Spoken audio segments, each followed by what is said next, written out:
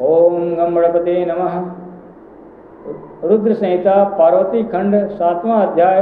ब्रह्मा जी बोले, हे नारद जी, इस वर के बाद वज्रांग की पत्नी गर्भवती हो गई और उसके गर्भ का समय पूर्ण होने पर एक लंबे चौड़े शरीर वाले तथा पराक्रमी बालक को जन्म दिया।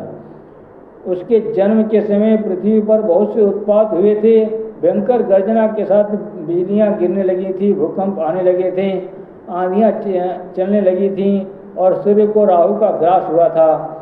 थोड़े ही समय बाद तारकासुर पर्वत जैसे आकार का हो गया था और उसने माता से तप की आज्ञा मांगी।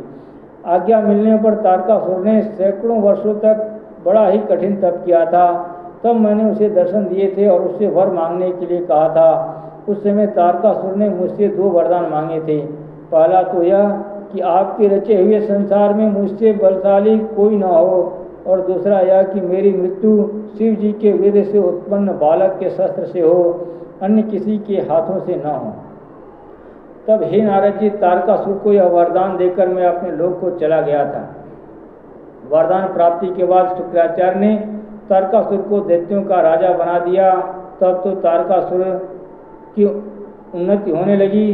तीनों लोगों का स्वामी बनने की इच्छा से वह सभी देवताओं को पीड़ित करने लगा।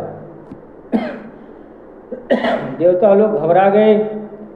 इंद्र ने डरकर उसे अपना ऐरावत हाथी दिया। ऋषियों ने कामधेनु तथा अन्य देवताओं ने भी अपने प्रिय वस्तुएं उसे दी, परंतु तारकासुर को इससे भी संतोष न हुआ।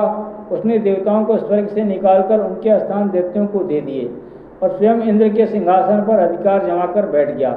हे नारद जी, तब सभी देवता दुखित होकर मेरी शरण में आए। उन्होंने अपना दुख सुनाया और कहा कि आप तारकासुर के वध का कोई उपाय कीजिए। मैंने देवताओं को समझाया, हे देवों, तारकासुर को तो स्वयं विष्णु और शिव जी भी नहीं मार सकते। हाँ, यदि शिव के वीर्य से किसी बालक की उत्पत्ति हो तो वह अवश्य ही उस असुर का वध कर सकता है। तुम किसी प्रकार शिव जी को पार्वती के साथ विवाह के लिए तैयार करो तो ऐसा संभव है। हे नारद जी, ऐसा कहकर मैं तारकासुर से मिला और मैंने उसे समझाया तो वह स्वर्ग छोड़कर पृथ्वी पर आ गया और शोणित नगर में राज्य करने लगा। ओम नमः शिवाय।